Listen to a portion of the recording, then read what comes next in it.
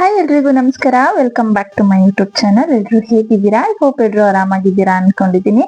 Instagram ತೆಗೆದ್ರೆ ಸಾಕು ಸಿಕ್ಕಾಪಟ್ಟೆ ವೈರಲ್ ಆಗ್ತಿರುವಂತಹ ಈ ಚಿಕನ್ ಸ್ಯಾಂಡ್ವಿಚ್ ರೆಸಿಪಿನ ಹೇಗ್ ಮಾಡೋದು ಅಂತ ತೋರಿಸ್ಕೊಡ್ತೀನಿ. ಇತ್ತೀಚೆಗೆ ಸಿಕ್ಕಾಪಟ್ಟೆ ವೈರಲ್ ಆಗ್ತಾ ಇದೆ. ಎಷ್ಟು ವೈರಲ್ ಆಗ್ತಾ ಇದೆಯೋ ಟೇಸ್ಟ್ ಕೂಡ ಅಷ್ಟೇ ಸಖತ್ತಾಗಿರತ್ತೆ. ತುಂಬಾನೇ ಈಸಿ ಅಂಡ್ ಕ್ವಿಕ್ ಆಗಿ ಮಾಡ್ಕೋಬಹುದು. ಮಕ್ಕಳಿಗಂತೂ ಸಿಕ್ಕಾಪಟ್ಟೆ ಫೇವ್ರೇಟ್ ಆಗಿ ಹೋಗ್ಬಿಟ್ಟಿದೆ. ಇದನ್ನ ಮಾಡೋದಕ್ಕೆ ಮೊದಲು 2 ಎಗ್ ನ ತಗೋಬೇಕಾಗತ್ತೆ. ನಾನಿಲ್ಲಿ ಸ್ವಲ್ಪ ಕ್ರೀಮ್ ಅಂದ್ರೆ ಮಯೋನಿಸ್ ನ ಸ್ವಲ್ಪ ಜಾಸ್ತಿ ಮಾಡ್ಕೊತಾ ಇರೋದ್ರಿಂದ 2 ಮೊಟ್ಟೆನ ತಗೊಂಡಿದೀನಿ. ನೀವೇನಾದ್ರೂ ಸ್ವಲ್ಪ ಮಾಡ್ಕೋತೀರಾ ಅಂತ ಅಂದ್ರೆ 1 ಮೊಟ್ಟೆ ಅಂದ್ರೆ ಸಾಕಾಗತ್ತೆ. ಅಕಸ್ಮಾತ್ ನೀವೇನಾದ್ರೂ ವೆಜಿಟೇರಿಯನ್ಸ್ ಆಗಿದ್ರೆ ಇಲ್ಲಿ ನೀವು ಎಗ್ ತಗೊಂಡು, ಎಗ್ ತಿನ್ನೋರಾದ್ರೆ ಎಗ್ ತಗೊಳ್ಳಿ. ಚಿಕನ್ ಬದಲಾಗಿ ನೀವು ಇಲ್ಲಿ ಸೋಯಾ ಚಂಕ್ಸ್ ಬರತ್ತಲ್ವಾ, ಅದನ್ನ ಕೂಡ ತಗೋಬಹುದು, ಇಲ್ಲ ಪನ್ನೀರ್ ತಗೋಬಹುದು. ನಿಮ್ ಇಷ್ಟ, ನಿಮ್ಗೆ ಏನ್ ಬೇಕನ್ಸತ್ತೆ ಅದನ್ನ ತಗೊಳ್ಳಿ. ಇಲ್ಲಿ 2 ಮೊಟ್ಟೆ, ಹಾಗೇನೆ ಒಂದು 5 ರಿಂದ 6 ಬ್ಯಾಡಗಿ ಮೆಣಸಿನ್ಕಾಯಿ, ಮತ್ತೆ ಒಂದು 10 ಬೆಳ್ಳುಳ್ಳಿ ಎಸ್ಳನ್ನ ಸಿಪ್ಪೆ ತೆಗೆದು ಹಾಕೊಂಡಿದೀನಿ. ಮತ್ತೆ ಒಂದು ಅರ್ಧ ಭಾಗದಷ್ಟು ಕ್ಯಾಪ್ಸಿಕಮ್ ಕೂಡ ಚಿಕ್ಕದಾಗಿ ಕಟ್ ಮಾಡಿ ಸೇರಿಸ್ಕೊಂಡಿದೀನಿ. ಇಲ್ಲಿ ನಾನು ಒಂದು 250 ಗ್ರಾಮ್ ಆಗುವಷ್ಟು ಚಿಕನ್ ತಗೊಂಡಿದ್ದೀನಿ. ಚಿಕನ್ಗೆ ನೀಟಾಗಿ ವಾಶ್ ಮಾಡ್ಕೊಂಡು ಅದಕ್ಕೇನೆ ಅರಿಶಿನ ಮತ್ತೆ ಒಂದ್ ಸ್ವಲ್ಪ ಉಪ್ಪು, ಹಾಗೇನೆ ಶುಂಠಿ ಬೆಳ್ಳುಳ್ಳಿ ಪೇಸ್ಟ್ ಇಷ್ಟನ್ನು ಹಾಕೊಂಡು ಮಿಕ್ಸ್ ಮಾಡ್ಕೊಂಡು ತಗೊಂಡಿದ್ದೀನಿ. ಬಿಕಾಸ್ ನಾವು ಇವಾಗ ಇದನ್ನ ಸ್ಟೀಮ್ ಮಾಡೋದ್ರಿಂದ ಉಪ್ಪೆಲ್ಲ ಚೆನ್ನಾಗಿ ಹಿಡಿಬೇಕು ಚಿಕನ್ಗೆ. ಸೊ ಹಾಗಾಗಿ ಚಿಕನ್ ಮಾತ್ರ ನಾನು ಸಾಲ್ಟ್ ಹಾಕೊಂಡಿರೋದು, ಬೇರೆ ಯಾವ್ದಕ್ಕೂ ಹಾಕಿಲ್ಲ. ಇದನ್ನ ನೀವು ಸ್ಟೀಮ್ ಮಾಡ್ಬೇಕಾಗತ್ತೆ. ಒಂದು 15 ನಿಮಿಷಗಳ ಕಾಲ ಚೆನ್ನಾಗಿ ಹೈ ಫ್ಲೇಮ್ ಅಲ್ಲಿ ಸ್ಟೀಮ್ ಮಾಡ್ಕೊಳ್ಳಿ. ಯಾಕಂದ್ರೆ ಮೊಟ್ಟೆ ಚೆನ್ನಾಗಿ ಬೇಯಬೇಕು, ಮತ್ತೆ ಚಿಕನ್ ಕೂಡ ತುಂಬಾ ನೀಟಾಗಿ ಬೆಂದ್ಕೋಬೇಕು. ಹಾಗಾಗಿ ನೋಡಿ, ಇವಾಗ ನೀಟಾಗಿ ಬೆಂದಿದೆ. ನಿಮ್ಗೆ ಕ್ಯಾಪ್ಸಿಕಮ್ ನೋಡಿದ್ರೇನೆ ಗೊತ್ತಾಗ್ತಾ ಇದೆ ಎಷ್ಟು ನೀಟಾಗಿ ಬೆಂದಿದೆ ಅಂತ. ಎಗ್ಗು ಅಷ್ಟೇನೆ ತುಂಬಾ ಕ್ವಿಕ್ ಆಗಿ ಬೇಯುತ್ತೆ. ಈ ತರ ಇಡ್ಲಿ ಪಾತ್ರೆಗೆ ಹಾಕೋದ್ರಿಂದ ಬೇಗ ಆಗೋಗತ್ತೆ. ಇಲ್ಲ ಸ್ಟೀಮ್ ಬೌಲ್ ಇದ್ರೆ ನೀವು ಅದಕ್ಕೆ ಕೂಡ ಹಾಕೋಬಹುದು. ಇವಾಗ ಮಯೋನಿಸ್ ಮಾಡ್ಕೊಳ್ಳೋದಕ್ಕೆ ಒಂದು ಮಿಕ್ಸಿ ಜಾರಲ್ಲಿ ನಾವು ಮೊಟ್ಟೆನ ಬೇಯಿಸ್ಕೊಂಡಿದ್ವಲ್ವಾ, ಸ್ಟೀಮ್ ಮಾಡ್ಕೊಂಡಿದ್ವಲ್ವಾ, ಅದೇ 2 ಮೊಟ್ಟೆನ ನಾನು ಇಲ್ಲಿ ಸೇರಿಸ್ಕೊಳ್ತಾ ಇದ್ದೀನಿ. ಸೊ ಮತ್ತೆ ಇದಕ್ಕೇನೆ ನಾವು ಸ್ಟೀಮ್ ಮಾಡ್ಕೊಂಡಿರುವಂತಹ ಬ್ಯಾಡಗಿ ಮೆಣಸಿನ್ಕಾಯಿ ಏನಿದೆ ಅದನ್ನ ಹಾಕೊಳ್ಳಿ. ನಿಮ್ಗೆ ಖಾರ ಹೆಚ್ಚಿಗೆ ಬೇಕು ಅಂದ್ರೆ ಇನ್ನ ಸ್ವಲ್ಪ ಚಿಲ್ಲಿನ ನೀವು ಆಡ್ ಮಾಡ್ಕೋಬಹುದು. ನೆಕ್ಸ್ಟ್ ನಾನಿಲ್ಲಿ ಅವಾಗ್ಲೇ ಸ್ಟೀಮ್ ಮಾಡ್ಕೊಂಡಂತಹ ಬೆಳ್ಳುಳ್ಳಿ ಏನಿದೆ ಅದನ್ನ ಕಂಪ್ಲೀಟ್ ಆಗಿ ಹಾಕೊಂಡಿದೀನಿ. ಮತ್ತೆ ವಿನಿಗರ್ ಹಾಕೊಳ್ತಾ ಇದ್ದೀನಿ. ಅಕಸ್ಮಾತ್ ವಿನಿಗರ್ ನಿಮ್ಮ ಹತ್ರ ಇಲ್ಲ ಅಂದ್ರೆ ತೊಂದ್ರೆ ಏನು ಇಲ್ಲ, ಸ್ಕಿಪ್ ಮಾಡ್ಕೋಬಹುದು. ನಾನಿಲ್ಲಿ ಒಂದು 1/4 ಚಮಚ ಆಗೋಷ್ಟು ವಿನಿಗರ್ನ ಸೇರಿಸ್ಕೊಳ್ತಾ ಇದ್ದೀನಿ. ಬಿಕಾಸ್ ಟೇಸ್ಟ್ ತುಂಬಾನೇ ಚೆನ್ನಾಗಿರತ್ತೆ. ಹಂಗಾಗಿ ಮತ್ತೆ 2 ಸ್ಪೂನ್ ಆಗೋಷ್ಟು ನಾನಿಲ್ಲಿ ಮೊಸರು ಸೇರಿಸ್ಕೊಂಡಿದ್ದೀನಿ. ನೀವು ಮೊಸರು ಬದಲಾಗಿ ಇಲ್ಲಿ ನೀವು ಚೀಸ್ ಹಾಕೋಬಹುದು, ಇಲ್ಲ ಅಂತಂದ್ರೆ ಇದು ಕ್ರೀಮಿ ಚೀಸ್ ಬರತ್ತಲ್ವಾ, ಅದು ಕೂಡ ನೀವು ಸೇರಿಸ್ಕೋಬಹುದು.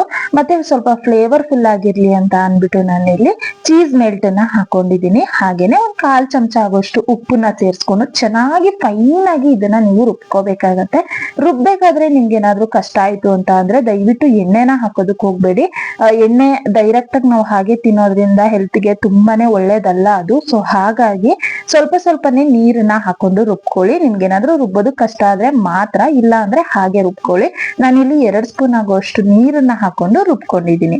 ಇವಾಗ ಮೊದ್ಲೇ ನಾವು ಬೇಯಿಸಿಟ್ಕೊಂಡಿದ್ದಂತಹ ಚಿಕನ್ ನ ಕೈಯಿಂದನೇ ಚೆನ್ನಾಗಿ ಈ ತರ ಬಿಡಿ ಬಿಡಿ ಆಗೋ ತರ ಸ್ವಲ್ಪ ಕೈಯಿಂದಾನೆ ಸ್ಮ್ಯಾಶ್ ಮಾಡ್ಕೊಳ್ಳಿ. ತುಂಬಾ ಸ್ಮ್ಯಾಶ್ ಮಾಡೋದಕ್ಕೆ ಹೋಗ್ಬೇಡಿ, ಬಾಯಿಗೆ ಸಿಗ್ಬೇಕು ಆ ತರ ಕೈಯಿಂದ ಅಥವಾ ಫೋಕ್ ಇಂದ ನೀವು ಚೆನ್ನಾಗಿ ಈ ತರ ಬಿಡಿಸ್ಕೋಬೇಕಾಗತ್ತೆ. ನಂತರ ನಾವು ಅವಾಗ್ಲೇ ಪ್ರಿಪೇರ್ ಮಾಡಿ ಇಟ್ಕೊಂಡಿದ್ದಂತಹ ಮಯೋನಿಸ್ ಏನಿದೆ ಅದನ್ನ ಇದ್ರಲ್ಲಿ ನೀಟಾಗಿ ಹಾಕೊಳ್ಳಿ. ಕಂಪ್ಲೀಟ್ ಆಗಿ ಹಾಕೊಂಡಿದ್ದೀನಿ ನಾನು 2 ಮೊಟ್ಟೆ ತಗೊಂಡಿದ್ದೆ ಅಲ್ವಾ, ಅದ್ರಲ್ಲಿ ಅಷ್ಟಾಗಿದೆ. ಅದು ಪೂರ್ತಿ ನಾನು ತಗೊಂಡಿದ್ದೀನಿ. ಇವಾಗ ಒಂದು ಮೀಡಿಯಂ ಸೈಜ್ ಈರುಳ್ಳಿನ ಚಿಕ್ಕದಾಗಿ ಕಟ್ ಮಾಡ್ಕೊಂಡಿದ್ದೆ, ಅದನ್ನ ಕೂಡ ಹಾಕೊಂಡಿದ್ದೀನಿ. ಇವಾಗ ಅವಾಗ್ಲೇ ನಾವು ಸ್ಟೀಮ್ ಮಾಡ್ಕೊಂಡಿದ್ದಂತಹ ಕ್ಯಾಪ್ಸಿಕಮ್ ಏನಿತ್ತು ಅದನ್ನ ಕೂಡ ಸೇರಿಸ್ಕೊಂಡಿದ್ದೀನಿ. ಮತ್ತೆ ನಿಮ್ಗೆ ಇದ್ರಲ್ಲಿ ಎಕ್ಸ್ಟ್ರಾ ಬೇಕು ಅಂತ ಅಂದ್ರೆ ನೀವು ಪನ್ನೀರ್ನ ಹಾಕೋಬಹುದು.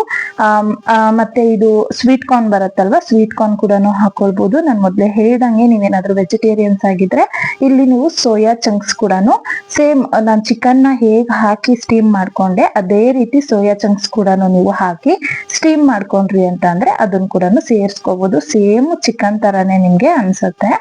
ನೆಕ್ಸ್ಟ್ ನಾನು ಇಲ್ಲಿ ಸ್ವಲ್ಪ ಆರಿಗೆನೋನ ಸೇರಿಸ್ಕೊಳ್ತಾ ಇದ್ದೀನಿ, ಜಸ್ಟ್ 1/4 ಚಮಚ ಆಗುವಷ್ಟು, ಬಿಕಾಸ್ ಫ್ಲೇವರ್ ಒಂದ್ ಸ್ವಲ್ಪ ಚೆನ್ನಾಗಿರ್ಲಿ ಅಂತ ಅಷ್ಟೇನೆ. ಸೊ ಇದನ್ನೆಲ್ಲ ಹಾಕಿ ನೀಟಾಗಿ ನಾವು ಒಂದ್ ರೌಂಡ್ ಮಿಕ್ಸ್ ಮಾಡ್ಕೋಬೇಕಾಗತ್ತೆ. ಚೆನ್ನಾಗಿ ಮಿಕ್ಸ್ ಮಾಡ್ಕೊಳ್ಳಿ. ನಾವೇನು ಈರುಳ್ಳಿ ಕ್ಯಾಪ್ಸಿಕಮ್ ಎಲ್ಲ ಹಾಕಿದೀವಲ್ವಾ ಅದೆಲ್ಲ ನೀಟಾಗಿ ಆ ಕ್ರೀಮ್ಗೆ ಹೊಂದ್ಕೋಬೇಕು. ಆ ತರ ನೀಟಾಗಿ ನೀವು ಸೇರಿಸ್ಕೊಳ್ಳಿ. ಚೆನ್ನಾಗಿ ಒಂದ್ ರೌಂಡ್ ಮಿಕ್ಸ್ ಮಾಡ್ಕೋಬೇಕಾಗತ್ತೆ.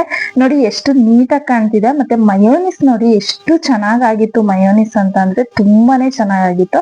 ಆಕ್ಚುಲಿ ಇದನ್ನ ನಾವು ಮನೇಲಿ ತುಂಬಾ ಸಲ ಮಾಡಿದೀವಿ, ಬಟ್ ವಿಡಿಯೋ ವೈರಲ್ ಆದ್ಮೇಲೆ ಒಂದ್ಸಲ ರೆಸಿಪಿನ ಶೇರ್ ಮಾಡೋಣ ಅಂತ ಮಾಡಿದೀನಿ ಅಷ್ಟೇನೆ.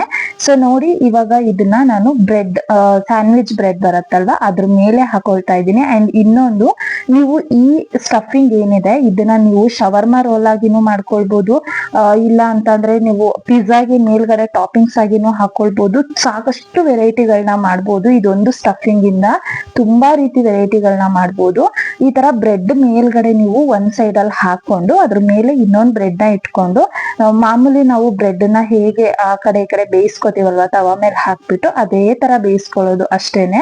ಈ ತರ ಹಾಕೊಳ್ಳಿ. ಬಟ್ ಬ್ರೆಡ್ ಮೇಲೆ ಹಾಕ್ಬೇಕಾದ್ರೆ ಸ್ಟಫಿಂಗ್ ನ ಒಂದ್ ಸ್ವಲ್ಪ ಜಾಸ್ತಿ ಕ್ವಾಂಟಿಟಿನಲ್ಲಿ ಹಾಕೊಳ್ಳಿ. ಅವಾಗ ಬಾಯಿಗೆ ತುಂಬಾ ನೀಟಾಗಿ ಸಿಗತ್ತೆ, ಮತ್ತೆ ತಿನ್ನೋದಕ್ ಕೂಡ ಚೆನ್ನಾಗಿರತ್ತೆ. ನಾನಿಲ್ಲಿ ತವಾನ ಬಿಸಿ ಆಗೋದಕ್ಕೆ ಇಟ್ಕೊಂಡಿದ್ದೆ.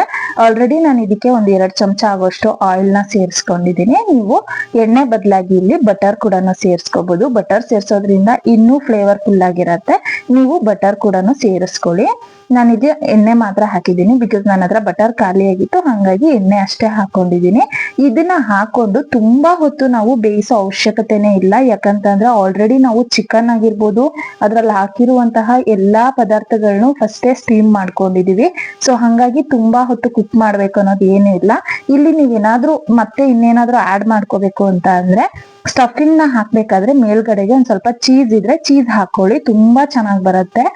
ಚೀಸ್ ಬೇಡ ಅಂದ್ರೆ ನೀವು ಹಾಗೆ ಕೂಡ ಹಾಕೋಬಹುದು. ನಾನು ಹೇಗೆ ವಿಡಿಯೋ ವೈರಲ್ ಆಗಿತ್ತು ಅದೇ ರೀತಿನೇ ಮಾಡಿ ತೋರಿಸ್ಬೇಕು ಅಂತ ಚೀಸ್ ಹಾಕಿಲ್ಲ ಅಷ್ಟೇನೆ. ಸೊ ಇದನ್ನೆಲ್ಲ ಹಾಕಿ ನೀಟಾಗಿ ಈ ತರ ರೌಂಡ್ ಒಂದ್ ಸೈಡ್ ಇಂದ ಈ ತರ ತಿರ್ಗಿಸ್ಕೊಳ್ತಾ ಬನ್ನಿ. ನೀಟಾಗಿ ಅದು ಚೆನ್ನಾಗಿ ಬೇಯಬೇಕು. ಸ್ವಲ್ಪ ಕ್ರಿಸ್ಪಿ ಆಗಿದ್ರೆ ತಿನ್ನೋದಕ್ಕೂ ಕೂಡ ತುಂಬಾ ಚೆನ್ನಾಗಿರತ್ತೆ. ಹಂಗಾಗಿ ಎರಡೂ ಕಡೆ ನೀಟಾಗಿ ಕ್ರಿಸ್ಪಿ ಆಗೋವರ್ಗುನು ಚೆನ್ನಾಗಿ ಬೇಯಿಸ್ಕೊಳ್ಳಿ. ಆ ಕಡೆ ಈ ಕಡೆ ಎರಡು ಕಡೆನೂ ಚೆನ್ನಾಗಿ ರೋಸ್ಟ್ ಮಾಡ್ಕೋಬೇಕಾಗತ್ತೆ. ನೋಡಿ ಕಲರ್ ಯಾವಾಗ ಈ ತರ ಟರ್ನ್ ಆಗತ್ತೆ ಅವಾಗ ಚೆನ್ನಾಗಿ ಇದು ಬೆಂದಿದೆ ಅಂತ ಅರ್ಥ. ಒಳಗಡೆ ಏನು ತುಂಬಾ ಹೊತ್ತು ಬೇಯೋ ಅವಶ್ಯಕತೆ ಇಲ್ಲ. ಸೊ ಇದನ್ನ ಆದಷ್ಟು ಬಿಸಿ ಬಿಸಿಯಾಗಿನೇ ತಿನ್ನಿ. ಇದನ್ನ ಈ ತರ ಮಾಡ್ಕೊಂಡ್ರೆ ಆಗೋಯ್ತು. ತುಂಬಾ ವೈರಲ್ ಆಗ್ತಾ ಇದೆ ವಿಡಿಯೋ. ಆದಷ್ಟು ಬೇಗ ನೀವುಗಳು ಕೂಡ ಮಾಡ್ಕೊಳ್ಳಿ, ತಿನ್ಕೊಳ್ಳಿ. ಹೇಗಿತ್ತು ಅಂತ ಕಮೆಂಟ್ ಅಲ್ಲಿ ಬಂದು ತಿಳಿಸಿ. ಹಾಗೇನೆ ಯಾರೆಲ್ಲ ಇನ್ನೂ ನಮ್ಮ ಚಾನೆಲ್ ನ ಸಬ್ಸ್ಕ್ರೈಬ್ ಮಾಡಿಲ್ಲ ದಯವಿಟ್ಟು ಚಾನೆಲ್ ನ ಸಬ್ಸ್ಕ್ರೈಬ್ ಮಾಡ್ಕೊಳ್ಳಿ, ಸಪೋರ್ಟ್ ಮಾಡಿ. ಹಾಗೇನೆ ವಿಡಿಯೋ ಇಷ್ಟ ಆದ್ರೆ ಒಂದು ಲೈಕ್ ನ ಮಾಡಿ, ತಪ್ಪದೆ ನಮ್ಮ ಚಾನೆಲ್ ನ ಸಬ್ಸ್ಕ್ರೈಬ್ ಮಾಡ್ಕೊಳ್ಳಿ. ಸೊ ನಾನ್ ಸಿಗ್ತೀನಿ ಮುಂದಿನ ವಿಡಿಯೋದಲ್ಲಿ ಒಂದು ಒಳ್ಳೆ ರೆಸಿಪಿಯೊಂದಿಗೆ. ಅಲ್ಲಿವರೆಗೂ ನಮ್ಮ ಚಾನೆಲ್ ನ ನೋಡ್ತಾ ಇರಿ.